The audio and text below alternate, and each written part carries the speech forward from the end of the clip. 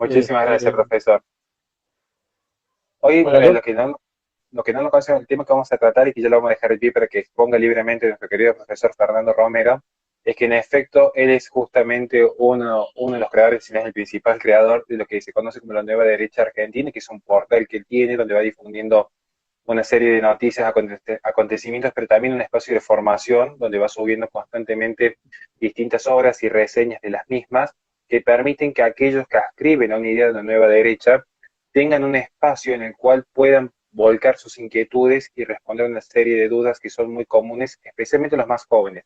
Y claramente que tienen un marcado sentido de tradición e identidad nacional que hacen a la Argentina. Y esto me parece que es fundamental cuando estamos hablando en un contexto de que el progresismo internacional tiene como principal escudo justamente una derecha nacional o una derecha identitaria, propia de la posmodernidad que tiene rasgos identitarios, pero una derecha identitaria que se vincula a lo que es la identidad nacional argentina. No es cualquier tipo de identidad, sino la identidad nacional argentina con todo el condimento, no solamente cultural, sino también religioso que hace nuestra nación. Así que sin más preámbulo, de ahora en adelante la palabra es exclusivamente de nuestro querido profesor, a quien agradecemos de corazón su presencia en este humilde canal. bueno, no, el agradecimiento es mío, Horacio.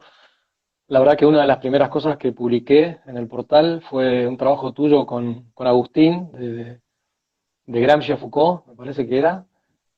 Ahora ya debe haber quedado un poco atrasado, pero está dentro del portal. Eh, a ver, lo primero que te quiero decir es que yo no soy el creador de la nueva derecha, sino que en realidad lo que fui viendo a lo largo de estos años es que, a ver, yo empecé a militar en política en el año 83, o sea, debuté con la democracia y empecé militando dentro del nacionalismo católico, al que me siento, o con el que me siento referenciado, incluso el día de hoy. Así que debuté combatiendo al progresismo, al primer progresismo eh, tal como lo conocemos hoy, que fue el alfonsinismo, después del gobierno militar. Bueno, lo cierto es que ahora no voy a hacer la historia de qué es lo que pasó del 83 para acá, además supongo que muchos de los que están escuchando la conocen y si no, los animo a que investiguen un poquito porque no se puede entender lo que estamos viviendo sin por lo menos esos orígenes relativamente próximos. Pero lo que vi es que a partir del año 2003, o sea, cuando aparece el kirchnerismo, es decir, después de la crisis del 2001, la salida de la convertibilidad y la aparición de este fenómeno del kirchnerismo, empieza recién a haber una especie como de reacción en distintos referentes, algunos de los cuales han terminado siendo amigos míos, pero que no todos veníamos de las mismas vertientes políticas. Por nombrar algunos que vos conocés muy bien, uno de los primeros que apareció fue Nicolás Márquez, combatiendo el relato setentista. Me tocó estar en uno de los congresos de filosofía del derecho y de filosofía política y bioética que organizaba el doctor Héctor Hernández en la Universidad de FASTA en Mar del Plata. Así que le dimos una especie como de apoyo cuando acababa de publicar uno de los primeros libros. Creo que fue en el año 2005, 2006, que con don Enrique Díaz Araujo, bueno, él ahí presentó el libro del setentismo como política de Estado, si no estoy recordando mal. Paralelamente estaba Vicky Villarruel con Afabita primero, bueno, víctimas del terrorismo. Ahí está también un amigo de toda la vida, que es José María Saqueri, que fue profesor mío en el colegio, y bueno, y ahora somos muy amigos. Vivimos en la misma ciudad, en Bellavista. Yo viví muchos años en Rosario, pero bueno, volví en el año 2014 a esta zona.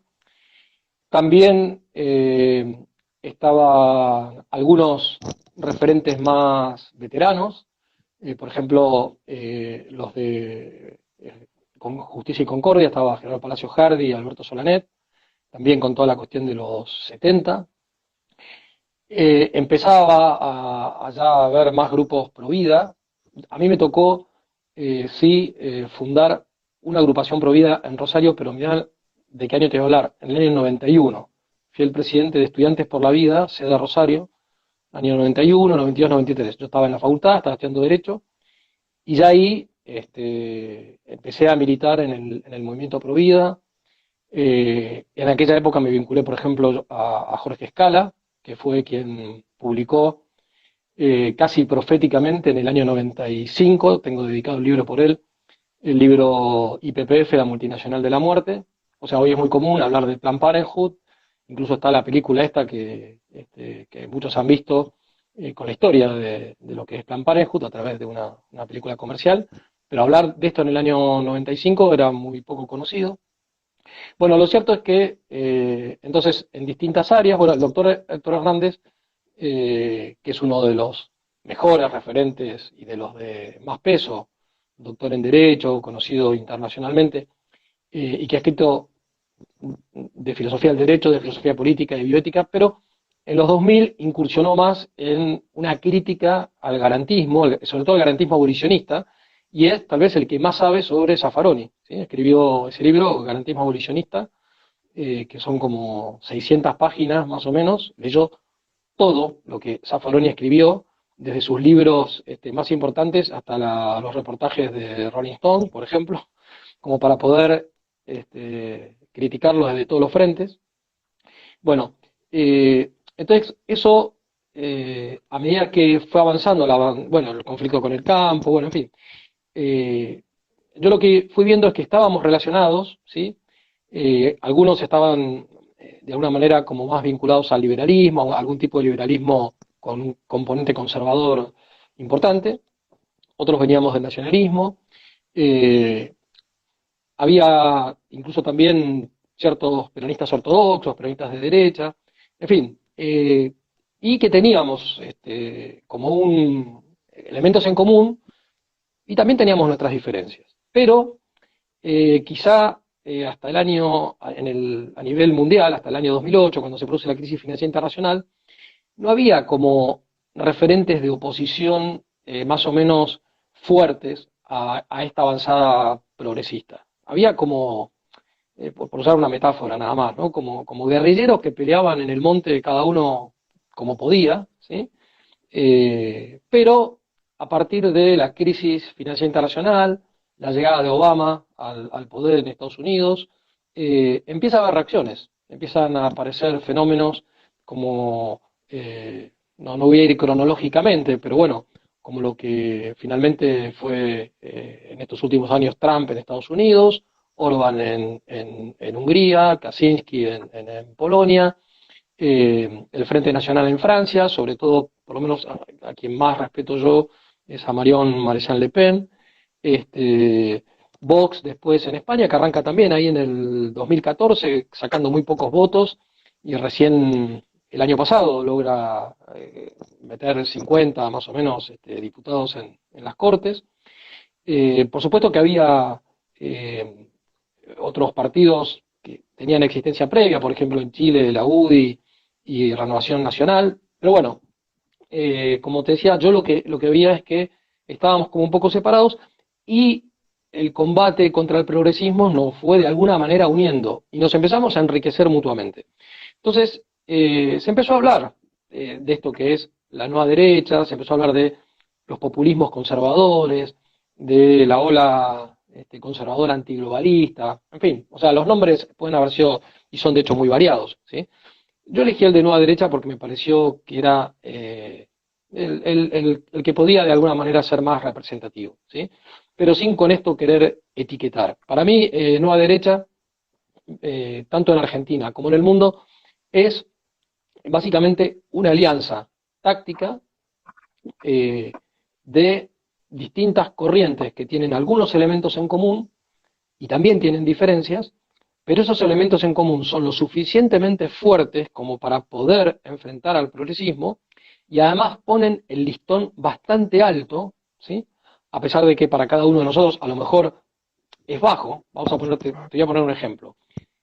Para un palio libertario, como podría ser Rothbard, que fue el fundador de alguna manera de los paleolibertarios en Estados Unidos, apoyar a Trump hubiera parecido, digamos, en sede académica una contradicción, porque él es anarcocapitalista y Trump es proteccionista en materia económica. Sin embargo, cuando Rothbard decide separarse de los libertarios al estilo Ayn Rand, por ejemplo, a los libertarios libertinos, nihilistas, progresistas, no sé, tienen distintas denominaciones. Creo que la referente más conocida en nuestro caso, amiga o enemiga de Agustín Laje, es Gloria Álvarez, ¿no?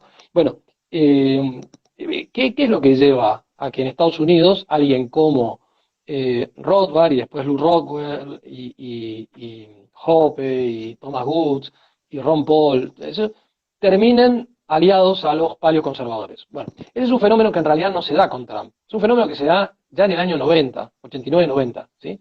¿Por qué? Porque cuando caen los regímenes marxistas, satélites de la Unión Soviética, aparece un fenómeno en Estados Unidos que es el globalismo pero neoconservador, Bush, ¿no? Es decir, y ¿qué es lo que pasó en ese momento? Que los que hasta el año 89 habían estado unidos porque el enemigo era el comunismo, a partir del año 89-90, sobre todo los conservadores más tradicionalistas y los libertarios más clásicos, dicen, bueno, listo, o sea, ganamos la Guerra Fría, ahora hay que tratar de, digamos, que Estados Unidos, obviamente sí, lidere de alguna manera la transición hacia regímenes que respeten más las tradiciones culturales, los valores tradicionales, la propiedad privada, etcétera, etcétera, pero de ninguna manera se trata de que Estados Unidos empiece a tratar de exportar un modelo que además se presentaba en aquel momento a través de los intelectuales neoconservadores como Fukuyama, Samuel Huntington,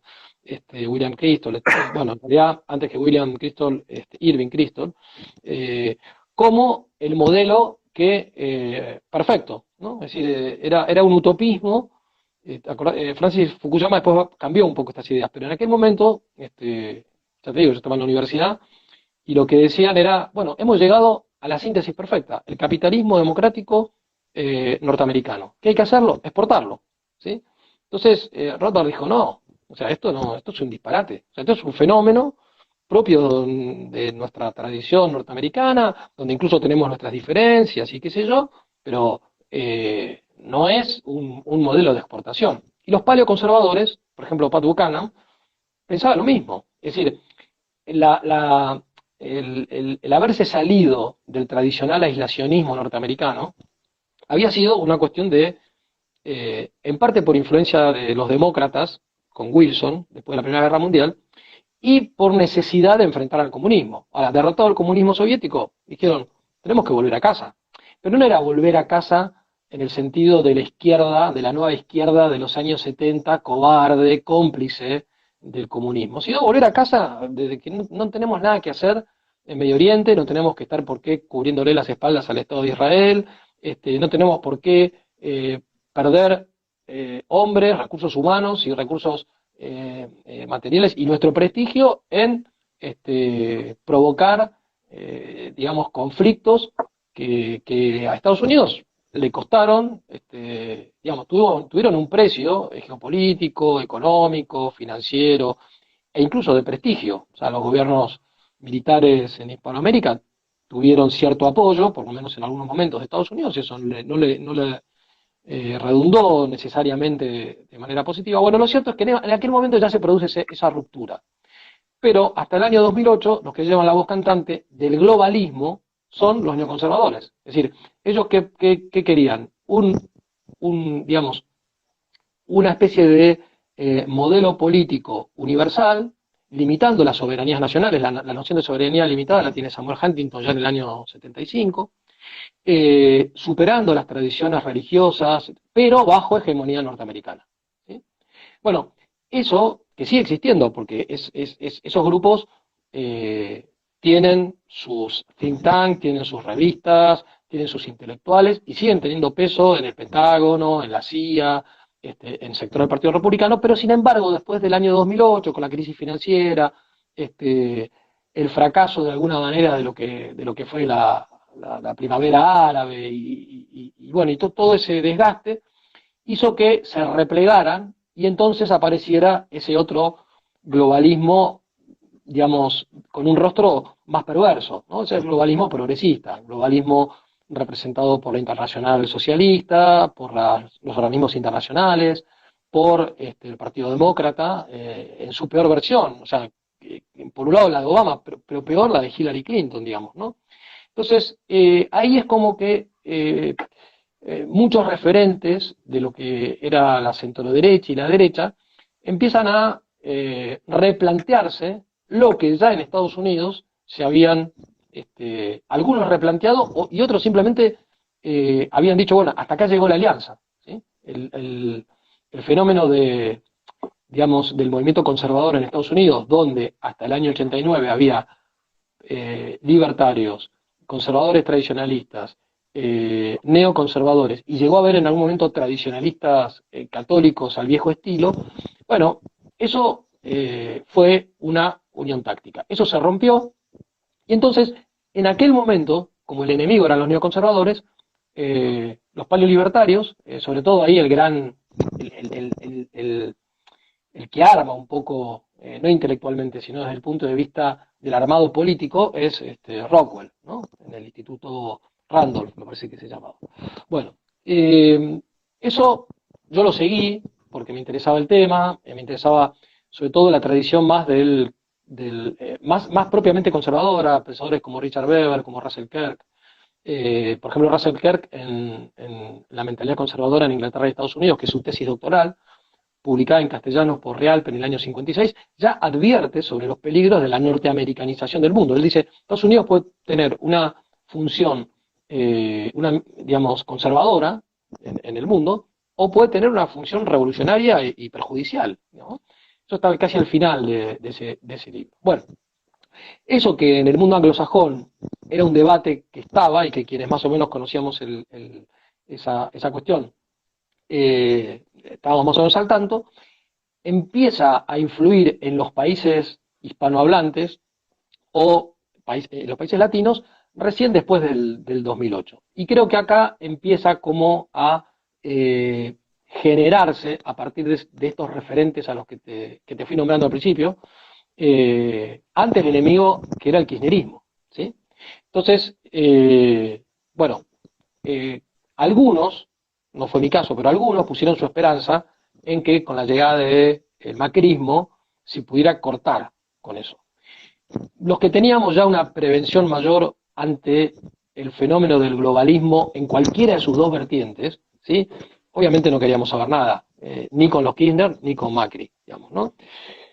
Pero tuvo que avanzar por lo menos 2, 3 años, los primeros 2, 3 años, el macrismo para que aquí terminara como de consolidarse, por un lado, la desilusión frente a lo que fue Mauricio Macri y fue la alianza de Cambiemos, y la alianza de Cambiemos con lo peor del radicalismo, incluso con los sectores más, con personajes, digamos, no solamente externos como Durán Barba, sino personajes del Partido Radical, o de lo peor del peronismo, digamos, ¿no? Por poner en un caso Pichetto o Alcotino Sigle, digamos, ¿no? Bueno, en fin. Entonces, ahí es cuando empieza, a mí me parece, que mucha gente a seguirlo más a Agustín Laje con el tema de ideología de género, a Nicolás con el tema del relato setentista, porque, a ver, el curro de los derechos humanos, Mauricio Macri había dicho que iba a terminar con eso y no lo terminó. Empieza, además se da la batalla del aborto de una manera muy violenta, ¿sí? Incluso muy violenta para muchos que militaban en Cambiemos, ¿sí? Eso también lo viví porque tengo amigos que gracias a Dios dentro de Cambiemos dieron la lucha en contra del tema del aborto, así como gente que estaba dentro del peronismo y que no era kirchnerista, también lo hizo, digamos, ¿no? Y todos terminamos yendo a las marchas en todo el país. A mí me tocó hacerlo, ya había hecho marchas en Rosario mientras vivía en esa ciudad, tanto en la década del 90, pero sobre todo en los 2000, pero a partir del 2014, 2015, acá en Buenos Aires, pero hasta el 2017 eran marchas de poca gente. Tengo una foto con mi hijo mayor, que ahora tiene 13 años, pero en ese momento era más chico. Creo que había 3 cuadras por Avenida de Mayo, no llegamos a 3 cuadras de personas en la manifestación del año 2017, de fin del 2017 contra el aborto. El 2018 cambió el panorama. A partir de marzo, con el anuncio de Mauricio Macri de que va a permitir que esto se debata en el Congreso, bueno, no voy a relatar lo que ya todos vivimos, ¿no? Entonces ahí es cuando conversando con amigos, que algunos estaban en Cambiemos, otros estaban en el peronismo, otros estábamos en la batalla cultural, porque eso es lo que yo elegí cuando decidí empezar a militar en política a los 15 años, pero sobre todo cuando me recibí de abogado y dije, no me voy a dedicar a la abogacía, me voy a dedicar a la educación.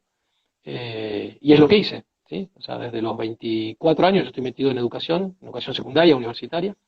¿Por qué? Porque yo entendí lo que era la batalla cultural. En el año 84-85 yo leí a Gramsci y supe por dónde iba esta cuestión.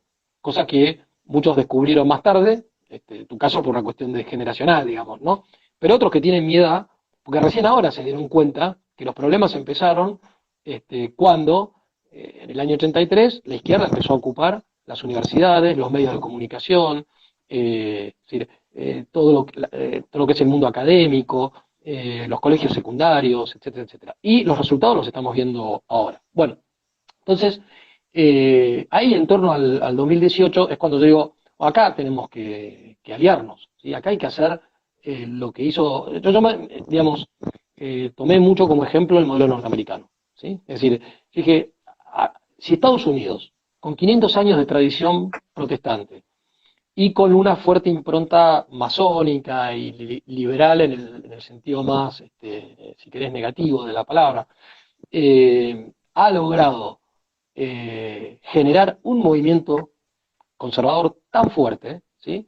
A ver, porque Trump tiene su personalidad, que todas la conocemos, con sus virtudes y sus defectos y qué sé yo, pero Trump hubiera sido imposible que surgiera sin que antes hubiera todo un ambiente que se fue generando desde el año 45, 50 en adelante, eh, que dio lugar al surgimiento de universidades, de revistas, de centros, de instituciones de think tank, de intelectuales de peso, que por una cuestión circunstancial vieron que la manera era hacerlo a través del Partido Republicano, que en el siglo XIX había sido el partido más eh, liberal, digamos, en el sentido norteamericano, y los conservadores eran el Partido Demócrata. Bueno, la cosa se invirtió en el siglo XX. Bueno, algunos se fueron metiendo por ahí. La primera elección la pierden, en la década del 60, cuando Barry Goldwater disputa con Johnson la interna del Partido Republicano, pero es la primera vez en la que ahí están asesorando William Buckley de National Review, Milton Friedman en economía, pero también estaba Brent Bozell, que era un tradicionalista católico, que estaba emparentado con William Buckley y que después va a romper, porque va a decir, no, Estados Unidos está mal parido de entrada, porque Estados Unidos es un país liberal desde los padres fundadores. Bueno, eso va a ser una ruptura que tiene sus fundamentos, según mi visión, pero creo que Russell Kirk estuvo más prudente en no romper la alianza, ¿sí? Y donde con Nixon algo, algo logran, pero no demasiado, porque en aquel momento el globalismo ya estaba bastante infiltrado, aparece Kissinger, Rockefeller y todos estos personajes que fundan la trilateral, etcétera, etcétera, y llevan a ese gran fracaso que es la rendición en Vietnam, por ejemplo, pero vuelven al poder con Reagan, ¿sí? Pasa que con Reagan estaban los neoconservadores y los paleoconservadores. Los libertarios, que después van a ser llamados paleolibertarios, y también estaban los otros, ¿no? Los que eran más progres. Entonces, pero yo decía, bueno, a ver, si Estados Unidos en 70 años, ¿no? Del 50 ahora, al 2020, 2019, logró esto, logró que hoy tengamos, el mundo esté en vilo por la elección entre Trump y Biden, el mundo con el cual nosotros tenemos elementos en común, digamos, ¿no? ¿Por qué no lo podemos hacer en nuestros países hispanoamericanos, donde tenemos, como vos decías, elementos identitarios muy marcados? Porque es verdad, sí, hablamos de la Argentina, pero en realidad habría que hablar del mundo hispánico, ¿sí? Porque la Argentina es un fragmento de un todo que se disgregó, ¿sí? No sé si conoces a un intelectual, a un especialista en relaciones internacionales, también un gran amigo, que es Marcelo Ullo. Él, fíjate, mis amigos, ¿no? O sea, si los juntás a Marcelo con Nicolás Márquez, se matan, ¿sí? Porque Marcelo es peronista y Nicolás le salen los pelos de gorila por todos lados. Y lo digo públicamente porque le tengo un gran cariño a Nicolás y se lo he dicho y lo he discutido mucho. Yo no soy peronista, pero le he dicho a veces que bajara un poco el tono de sus críticas. Pero bueno, no importa. a lo que iba es que Marcelo dice, ¿qué es Brasil? Brasil es el imperio portugués de América que nunca se dividió y ha pasado por numerosas crisis, pero finalmente hoy es el país líder en lo que es Sudamérica, ¿no? Económicamente, geopolíticamente, etcétera, etcétera. Estados Unidos eran 13 colonias en el Atlántico que se expandieron y hicieron un estado continental.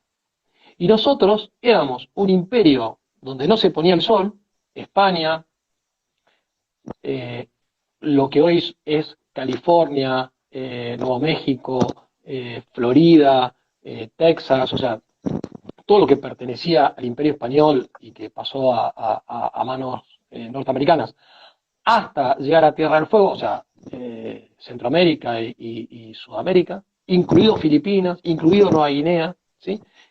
Todo eso se fragmenta con ocasión de las independencias. Ahora, sin entrar en un juicio de valor acerca de si estuvieron mal, si estuvieron bien, eso es un debate histórico interesante que se está dando, pero lo importante son los efectos.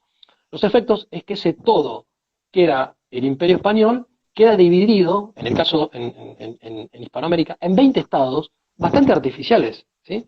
Digo artificiales porque justamente esos elementos identitarios son muy comunes. Decime qué diferencias grandes encontrás entre un entrerriano y un uruguayo, ¿sí?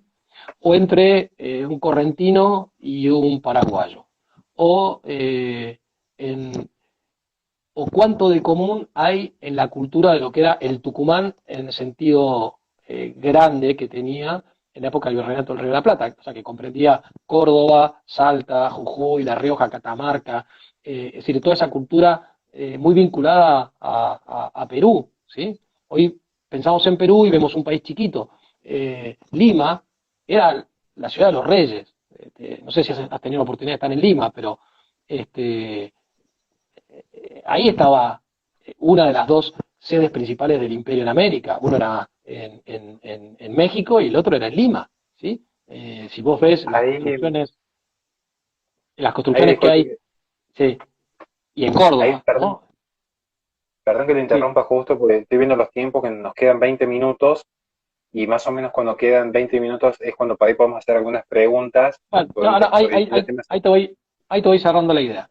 Entonces, creo, yo lo que pensaba es, bueno, tenemos que unirnos, no solamente en Argentina, sino también generar alianzas con los otros países hispanoamericanos que están sufriendo las mismas consecuencias de este globalismo progresista, ¿sí? Y que teniendo tantos elementos en común, podemos unirnos en torno a una plataforma de valores que compartimos. Que son un poco los que yo puse, si vos que entraste en el portal, viste que yo puse Nueva Derecha Argentina y abajo puse lo siguiente, ¿no? Eh, Tradición, derecho natural, soberanía política, república, federalismo y economía social de mercado. ¿Sí? Eh, Dentro de ciertos parámetros, todos defendemos, digo, me refiero, tradicionalistas, nacionalistas católicos, peronistas ortodoxos, liberal conservadores y paleolibertarios. Todos estamos de acuerdo con sus más y con sus menos en que hay que defender la religión, que hay que defender el patriotismo, que hay que defender la familia, que hay que defender la soberanía política, no en el sentido de Baudin, de Hobbes, o sea, soberanía así, sin límites, que hay un derecho natural, tal vez algunos lo pueden formular mejor esto y otros no tanto, pero todos nos damos cuenta que hay valores que no son negociables, ¿sí? Que no todo puede estar sujeto a la decisión de las mayorías, como se dice, populares o parlamentarias, ¿sí? Después podremos disentir. Un liberal loquiano dirá, bueno, los límites son los derechos individuales, y los tradicionalistas diremos, bueno, están los derechos individuales, también está el bien común, pero estamos de acuerdo en que la democracia no puede ser la democracia de Rousseau, ¿sí? Donde basta que la mayoría decida que esto es bueno para que sea bueno, porque eso es lo que da origen a la democracia totalitaria, ¿no? Que no es un invento, esto que estoy diciendo, la palabra democracia totalitaria, ni es un oxímoron, ni es un invento de un nazifascista. Esto lo dijo un pensador judío, Talmud, ¿no? O sea, la democracia, cuando no tiene límites, es tanto totalitaria como una autocracia totalitaria, ¿no? Bueno, muy bien. La república, porque en nuestro caso nuestra tradición política, por lo menos después de la independencia, es el sistema republicano. En eso, fíjate que en la guerra civil entre unitarios y federales no hubo diferencias. En todo caso, hubo diferencias entre qué modelo de república queríamos. El federalismo, porque también finalmente se llegó a un acuerdo en eso, y la economía social de mercado, ¿por qué? Porque acá yo veo que estamos enveretados entre como dos extremos, ¿sí? Digamos, uno nos ha llevado a la crisis económica que estamos, ¿sí? Que es esa mezcla de populismo del estado de bienestar, ¿sí?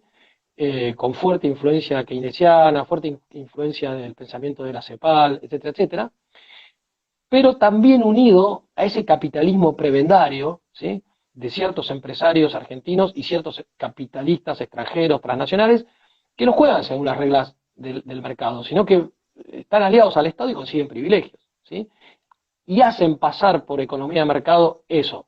De ahí digamos, el gran fracaso del menemismo, por ejemplo, entre otras cosas, digamos, ¿no?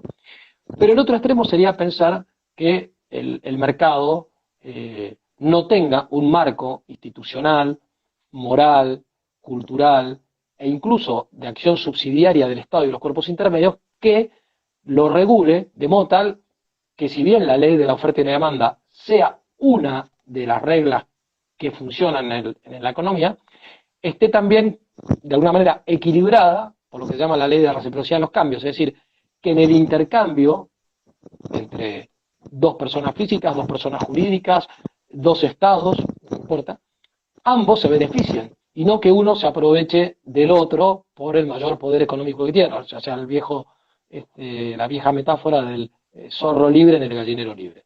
Y a mí me parece que en ese sentido, entonces, el modelo de la economía social de mercado, dentro de las cuatro grandes escuelas económicas defensoras de la economía de mercado, me refiero a la escuela austríaca, a la escuela de Chicago, a la del Public Choice de Buchanan y la del ordoliberalismo y la escuela de Friburgo, me parece que la economía social de mercado, de Röpke, de Müller-Armack, etcétera, tiene elementos más solidarios y más humanistas, ¿sí? Que la hacen más posible de ser aplicada en un país como la Argentina, como lo fue la Alemania posterior a la Segunda Guerra Mundial con la de Nauer, y en la cual podemos coincidir liberales que tal vez en sede académica defenderían una economía de mercado más individualista, pero creo que si les decimos que vamos a pasar de una situación actual donde el gasto público va del 50% del PBI, la carga tributaria es confiscatoria, la deuda externa es de más de 400.000 millones de dólares, y le decimos, mira, vamos a tratar de ir hacia un modelo de economía social de mercado donde el gasto público sea menor, sea más eficiente, donde bajen los impuestos, donde no nos tengamos que endeudar externamente, pero donde el Estado subsidiariamente tenga, por supuesto, sus funciones en materia educativa, en materia de medio ambiente, en materia de salud pública, etcétera, etcétera, pero cambiando el paradigma. O sea, el Estado no tiene por qué tener el cuasi monopolio de la educación, ni lo tiene que tener en materia de salud pública, lo que no quiere decir que vayamos a privatizar absolutamente todo el sistema. Entonces creo que si además a eso tal vez le agregás cierto proteccionismo prudencial en algunas áreas, como pensaba, por ejemplo, Carlos Pellegrini. O sea, hay un sano proteccionismo que no es un invento ni de Chávez ni de Fidel Castro, digamos, no es un invento de Hamilton, uno de los padres fundadores de Estados Unidos, de Liszt en Alemania, y acá de Nicolás Avellaneda, de Carlos Pellegrini, de Alejandro Bunge, de Enrique Uriburu, etcétera, etcétera, ¿no? Creo que en ese modelo podemos llegar a coincidir liberal conservadores, podemos conseguir nacionalistas moderados, peronistas más republicanos, que estén un poco de vuelta del estatismo o del modelo de industrialización, de sustitución de importaciones, etcétera, ¿no? Y entonces hacerle frente tanto al progresismo en cualquiera de sus variantes y también a este capitalismo prebendario que no tiene nada que ver con lo que es una verdadera economía de mercado y con esa falsa derecha que tampoco tiene nada que ver con lo que es un verdadero sistema republicano. Y por detrás los valores de la familia, de la religión, etcétera, etcétera. Eso es lo que para mí es la nueva derecha, ¿sí? No van a coincidir con esto los nacionalistas más reaccionarios o más nostálgicos de la Edad Media, o más integristas, o incluso más estatistas. No van a coincidir los liberales también fundamentalistas, y no coincidirán, bueno, los que están en el peronismo populista pues no importa si es de derecha o de izquierda, digamos, ¿no? Pero el resto, que mientras tengamos un mínimo sentido común, amor a la patria, amor a las instituciones republicanas, amor por los valores, y sentido común en el orden económico, ¿y por qué no vamos a poder estar de acuerdo y hacer algo parecido a lo que es Vox, a lo que es el Frente Nacional en Francia, bueno, etcétera, lo que ya mencioné? Eso es lo que... Entonces yo ya te digo, yo no inventé nada, lo que creo es que hay que articular eso, hay que dialogar más, nos tenemos que conocer mejor, tenemos que aprender a enriquecernos mutuamente, a respetarnos en nuestras diferencias. Yo cuando me junto con Marcelo Gullo no hablo de la Revolución del 55, porque nos matamos. Yo lo refiero a Lonardi, él me dice, la Revolución del 55 fue el segundo Caseros, no, entonces no hablamos de la Revolución del 55, ¿sí? Y si me junto con Nicolás, yo le voy a reconocer una gran cantidad de cosas buenas que tuvo el orden conservador, pero también le voy a hacer una gran cantidad de críticas. Pero no nos ponemos a hablar de eso, no podemos hablar de la década del 70, donde coincidimos un montón de cuestiones. Y no hablamos de rosas, porque él sabe que yo soy rosista, él no lo es, aunque respeta algunos aspectos. ¿Se entiende? O sea, un diálogo más maduro entre nosotros, donde pongamos en la mesa las cosas que realmente están en juego, y el resto lo dejemos para el debate académico sano, el sano pluralismo que también tiene que haber dentro de esa nueva derecha. Lo de nueva derecha, a alguno le puede no gustar la palabra, la otra vez hicimos un debate con Lucas Carena y Agustín Laje. Ya digo, es una palabra. Algunos me dicen, bueno, a mí no me gusta la palabra derecha. Bueno, no. Yo la tomé de algo que dijo Nicolás, y que después lo tomó Juan José Gómez Centurión, que es uno de los referentes políticos de la nueva derecha política hoy en la Argentina, y es, ¿qué es la derecha o la nueva derecha? La alianza de los liberales que respetan la vida, los valores en general, los nacionalistas que no confunden la nación con el Estado, y los tradicionalistas y conservadores que no confunden el fuego de la tradición con la ceniza. Bueno, hay que aliar a esos tres sectores. Eso es más o menos lo que yo entiendo por nueva derecha. Y como soy sanamente conservador, mucho más no me gusta arriesgar, porque no se trata de, a modo constructivista, desde arriba planificar qué es lo que va a hacer ni un movimiento político, No, tenemos que ir construyendo de abajo hacia arriba, y no al revés. Si no, seríamos jacobinos. Excelentísimo. Bueno, nos hemos quedado ya sin tiempo porque tenemos justo una hora, así que no llegamos con las preguntas. Y dentro de la próxima ocasión tenemos anotado algunas inquietudes que nos han hecho llegar los seguidores. Pero como siempre es cortesía de la casa, los últimos 5 minutos que nos quedan es para que el invitado pueda realizar cualquier tipo de apreciación, reflexión, mensaje que quiera dejar en 5 minutos y también recomendar todas las redes, páginas y espacios por el cual se lo pueda apoyar y seguir a futuro. Yo ya hablé demasiado, me parece. Ahora, si es por recomendar páginas, yo les diría que lean Prensa Republicana de Nicolás Márquez, que lean Fundación Libre de ustedes, Debatime de mi gran amigo Andrés Maclin, la de, no sé, ahora porque estaba caída, pero la estaban por arreglar, la del Centro de Estudios Cruz del Sur, la página de Vicky Villarruel, la de Justicia y Concordia, y después en mi portal, no a derecha, puse enlaces de interés con páginas de distintos países y de corrientes políticas afines a este modo de pensar. Algunas más nacionalistas, algunas más conservadoras, algunas más liberal clásicas, pero ahí están más o menos todas. Hay de casi todos los países hispanoamericanos, de España, de Estados Unidos y también de algunos países de Europa. Excelentísimo. Bueno, ya nos estamos quedando sin tiempo. Muchísimas gracias a todos. Vamos a hacer posiblemente en el futuro un nuevo vivo con nuestro querido profesor. Vamos a tratar de coordinar nuevamente, porque nos han quedado un par de preguntas para que ustedes calculen las preguntas que nos han quedado dentro del tintero, que llevarían tiempo largo de exposición. Sería, en primer lugar, cómo consolidar justamente un espacio nacionalista dentro de lo que es el catolicismo, cuando también hay católicos de una raíz un poco más reaccionaria o un poco más crítica, que surgen con una crítica que es muy interesante en el ambiente académico, que plantean que Argentina ya es hija de una revolución liberal, por lo tanto cuestionan ya el origen propio de la Argentina, insistimos, es un debate académico muy interesante, a mí me encanta estudiarlo, me encanta profundizarlo porque hay mil respuestas al respecto.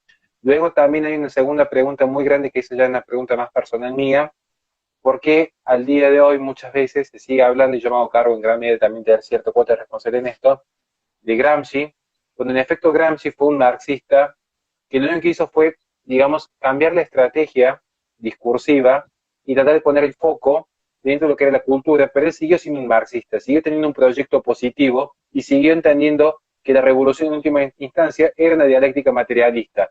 Hoy, por el contrario, en la posmodernidad es un proyecto negativo en el cual lo que se busca es la destrucción por la destrucción misma, en el cual no hay un proyecto a futuro, como sí lo pudo haber en Gramsci y en tantísimos intelectuales de una izquierda más ortodoxa.